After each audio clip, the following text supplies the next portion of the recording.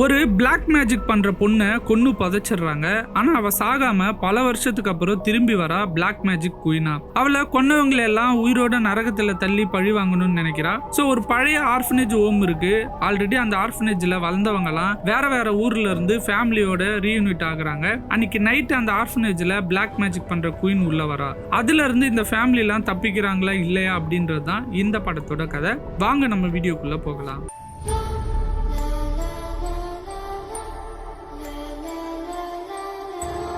First அனீஃப்னு ஒருத்தனோட ஃபேமிலியை காட்டுறாங்க. அவனோட ஒய்ஃப் நதியா, அவங்களோட 3 பசங்களும் சேர்ந்து கார்ல வந்துட்டு இருக்காங்க. அவங்க கிராம பகுதிக்குள்ள வர போன் சிக்னல்ஸ் எல்லாம் கம்மியாயிட்டே போகுது. அனீஃப் வந்து கார்ல இருந்து அவங்க பசங்க கிட்ட என்ன ஆர்ஃபனேஜ்ல பாத்துக்கிட்டு இருக்கு, ரொம்ப உடம்பு முடியல, அவரை பார்க்க தான் போயிட்டு இருக்கோம் அப்படின்னு சொல்றாரு. ஒரு அழகான ஹாப்பி ஃபேமிலியா ஆர்ஃபனேஜுக்கு வந்துட்டு இருக்காங்க. வழியில அனீஃப் பேசிட்டே வரும்போது கார் எதுமேலயோ மோதிடுது. பயந்து போய் காரை நிறுத்திடுறாரு. அவர் போய் இறங்கி பார்க்கும்போது ஒரு மான் அடிபட்டு இறந்து போயிருக்கு. மான் தான் சொல்லி அவங்க எல்லாருமே அங்க இருந்து கிளம்பி போயிடுறாங்க. ஆனா ரைட் சைடுல ஒரு சின்ன பொண்ணு அடிபட்டு விழுந்திருந்ததை அவங்க யாருமே கவனிக்கல. இவங்க அந்த ஆர்ஃபனேஜ் ரீச் ஆனதுமே அங்க மமன் சிடின்னு 2 பேரை மீட் பண்றாங்க. அவங்களும் அந்த ஆர்ஃபனேஜ்ல வளர்ந்தவங்க தான். இப்போ ஹஸ்பண்ட் அண்ட் ஒய்ஃபா அங்க இருக்கக்கூடிய பசங்களை எல்லாம் பாத்துக்கிட்டு இருக்காங்க. இவங்க போன கொஞ்ச நேரத்திலே ஆண்டன் அவங்க ஒய்ஃப், ஜெஃப்ரி அவங்க ஒய்ஃபும் வந்துடுறாங்க. இந்த 3 பேரும் ரொம்ப திக் ஃப்ரெண்ட்ஸ், ஆண்டன், ஜெஃப்ரி, அனீஃப். அது மட்டும் இல்லாம ஆர்ஃபனேஜோட ஓனரான மிஸ்டர் பண்டிக்கும் இவங்க 3 பேர் தான் ரொம்ப க்ளோஸும் கூட. எல்லாருமே அந்த ஆர்ஃபனேஜுக்குள்ள போறாங்க. இப்போ அந்த ஆர்ஃபனேஜ்ல 2 பசங்க மட்டும் தான் இருக்காங்க, ராணி, அஸ்பி. மீதி இருக்க எல்லா பசங்களுமே டூர் போயிருக்காங்க. இன்னைக்கு நைட்டுக்குள்ள வந்துருவாங்கன்னு மமன் சொல்றான். வந்த 3 பேருமே மிஸ்டர் பண்டியை பாக்குறாங்க. அப்ப அனீஃப் வந்து அவங்க ஒய்ஃப் கிட்ட அவரை பத்தி ரொம்ப பெருமையா சொல்றான். அவர் இல்லைன்னா நான் இன்னைக்கு உயிரோட இருந்திருக்க மாட்டேன், உன்னை கல்யாணம் பண்ணிருக்கவும் மாட்டேன் அப்படின்ட்டு. அந்த ஆர்ஃபனேஜ்ல இருக்க மமன், சிடி, அஸ்பி, ராணி இவங்க 4 பேருக்குமே ஒரு மனஸ்தாபம் இருக்கு. இவங்களும் நம்மள மாதிரி ஆர்ஃபனேஜ்ல தான் இருந்தாங்க, ஆனா இன்னைக்கு நல்ல ஆடம்பரமான லைஃப் வாழ்றாங்க, நாம மட்டும் இன்னும் ஆர்ஃபனேஜ்ல இருக்குமேனு. அதுக்காக அவங்க கெட்டவங்கலாம் கிடையாது, ஆனா அவங்களுக்குள்ள ஒரு சின்ன ஃபீல் இருக்கு. பெரியவங்க எல்லாம் கீழே இருக்காங்க. அப்ப அஸ்பியும் ராணியும் வந்திருக்க 3 சின்ன பசங்களையும் ரூமுக்கு கூட்டு போய் காட்டுறாங்க. அப்போ சாண்டி, நீங்க 2 பேரும் இங்க எவ்வளவு நாளா இருக்கீங்க அப்படின்னு கேக்குறான். அதுக்கு அஸ்பி வந்து, நான் சின்ன குழந்தையா இருக்கிறதுல இருந்து இங்கதான் இருக்கேன், ராணிக்கு ஒரு 10 வயசு இருக்கும்போது அவங்க அம்மா இங்க விட்டுட்டு போயிட்டாங்க அப்படின்னு சொல்றான். உடனே ராணி வந்து, எங்க அம்மா என்ன விட்டுட்டு எல்லாம் போகல, திரும்ப வந்து என்ன கூட்டு போவாங்க அப்படின்னு சொல்றான். இவங்க பேசிட்டு இருக்கும்போதே டினா ஒரு ரூமை காட்டி, அந்த ரூம் யாருடையது அப்படின்னு கேக்குறா. அது யார் ரூமும் இல்ல, அந்த ரூம் வந்து பல வருஷமா பூட்டியதா இருக்கு அப்படின்னு அஸ்பி சொல்றான். இத சொன்னதுமே அந்த சின்ன பையனுக்கு ஒரு கியூரியாசிட்டி உருவாகுது, எதுக்காக அதை பூட்டி வச்சிருக்காங்க அப்படின்னு சொல்லிட்டு. எல்லாரும் ரூம் உள்ள போனதும் இவன் மட்டும் தனியா போய் அந்த ரூமை திறக்க ட்ரை பண்றான். அப்போ ராணி அங்க வந்துடுறா. இந்த ரூம்குள்ள அப்படி என்ன இருக்கு அப்படின்னு அவன் கிட்ட கேக்குறான். உள்ள எதுவுமே இல்ல, 20 வருஷமா இது பூட்டி தான் இருக்கு. மீரான்னு ஒருத்தவங்க இங்க வேலை செஞ்சுட்டு இருந்தாங்க. ஒரு நாள் முர்னுன்னு ஒரு பொண்ணு கூட வெளில போனாங்க. திரும்பி வந்து முர்னுவை ஒரு சாத்தான் தூக்கிட்டு போச்சுன்னு சொன்னாங்க. பைத்தியம் பிடிச்ச மாதிரி இதை சொல்லி கத்திக்கிட்டே இருந்தாங்க. அதனால அவங்கள இந்த ரூம்ல தான் அடைச்சு வச்சாங்க. கொஞ்ச நேரம் கழிச்சு அவங்க அந்த கதவை ஓபன் பண்ணி பார்க்கும்போது தலையால கதவுல முட்டி மண்டை உடைஞ்சி அவங்க இறந்து போயிருந்தாங்க. ஆர்ஃபனேஜ்ல இருந்தவங்க எல்லாம் முர்னியை எங்க தேடியும் கிடைக்கவே இல்லை.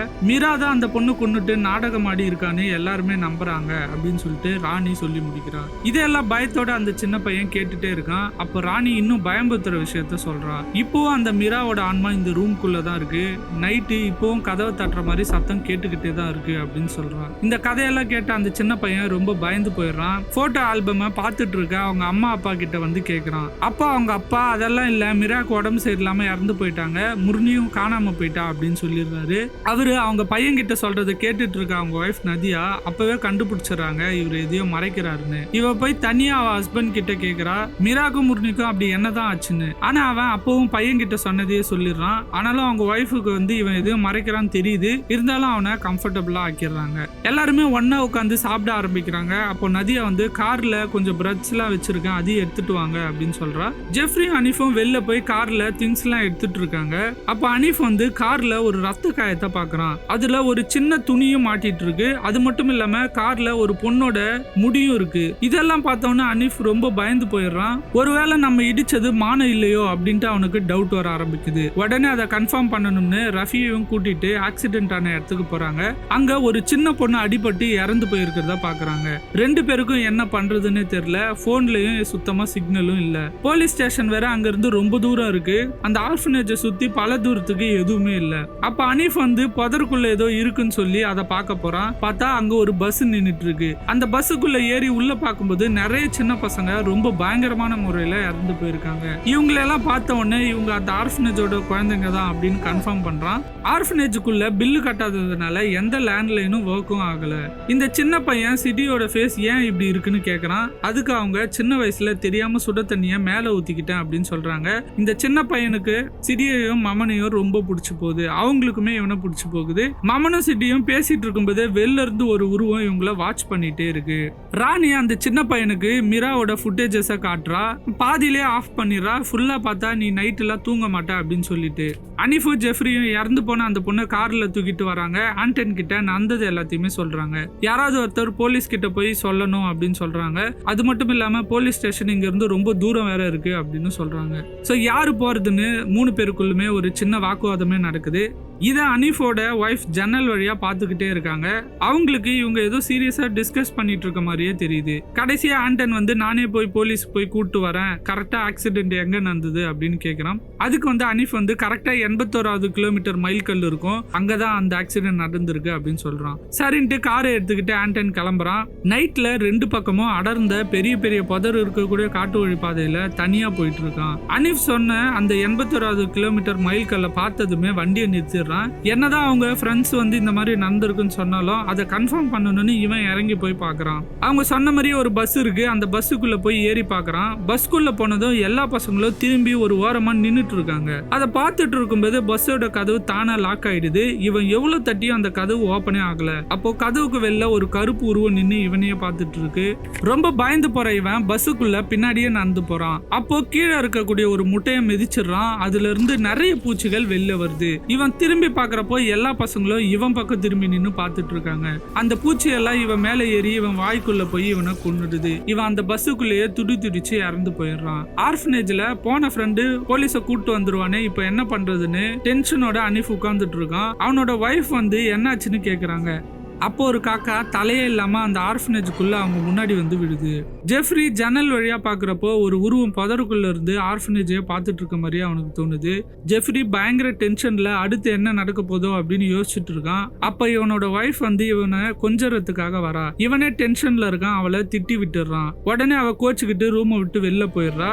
இவளுக்கு நம்ம கொஞ்சம் குண்டா இருக்கோமோ அதனாலதான் இவனுக்கு பிடிக்கலையோ அப்படின்ற ஒரு டவுட் இருந்துட்டே இருக்கு. சீரியஸான டயட் எல்லாம் ஃபாலோ பண்ணிட்டு இருக்கா. இவ வெளில வந்ததும் ஃப்ரூட்ஸை பார்க்கறா. அதை கட் பண்ணி சாப்பிட ஆரம்பிக்கிறா. கண்ணாடியில அவ கொஞ்சம் குண்டான மாதிரியே தெரியுது. அவ உடம்புல எங்கெங்கெல்லாம் சதம் இருக்கோ அதெல்லாம் கத்தியால கட் பண்றா. அவ கட் பண்ண ஒல்லியா மாறுற மாதிரியே கண்ணாடியில தெரியுது. அவ உண்மையிலேயே அவளோட தோலை தான் கட் பண்ணிட்டு இருக்கா. அவளோட ஹஸ்பண்ட் இவளை கூப்பிடுறான். அப்பதான் இவ சுய நினைவுக்கு வரா. ரத்தம் நிறைய போனதுனால மயங்கி அப்படியே விழுந்துடுறா. அப்போ அனீஃபும் அவளோட ஒய்ஃபும் அங்க வந்துடுறாங்க. அவளை ஹாஸ்பிட்டல் தூக்கிட்டு போறாங்க. இன்னொரு ரூம்ல இருக்க ஆண்டனோட ஒய்ஃப் ஒர்க் பண்ண கலைப்புல லைட்டா கண்ணாசறா. அப்போ மேல இருந்து பூரான்லாம் அவன் மேல விழுது. இவ ரியலைஸ் பண்றதுக்குள்ள அதுங்கெல்லாம் வாய்க்குள்ள போயிடுது. அவளால சரியா மூச்சே விட முடியல.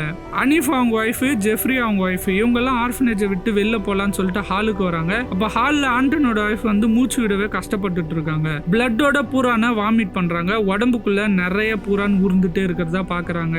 அப்படியே கையால பிடிச்சு அதெல்லாம் வெளில எடுக்கிறாங்க. அங்க இருக்கிற யாருக்குமே என்ன நடக்குதுன்னு தெரியல. ஆண்டனோட ஒய்ஃப் ஜெஃப்ரியோட ஒய்ஃபையும் கூட்டிக்கிட்டு ஹாஸ்பிட்டல் போறாங்க. பசங்களை மமனும் சிட்டியும் பார்த்துப்பாங்கன்னு சொல்லிட்டு அங்க இருந்து கிளம்புறாங்க. இவங்க கார்ல ரொம்ப வேகமா போயிட்டே இருக்காங்க. ஆனா இவங்களால அந்த 81 கிலோமீட்டர் மைல்கல்ல தாண்டி கொஞ்சம் தூரம் போக முடியல. ஒரே இடத்துல சுத்திட்டு இருக்காங்க. அப்போ ஜெஃப்ரி அவன் ஃப்ரெண்ட் அனீஃப் கிட்ட சொல்றான் மறுபடியும் அதே மாதிரி நடக்குதுன்னு.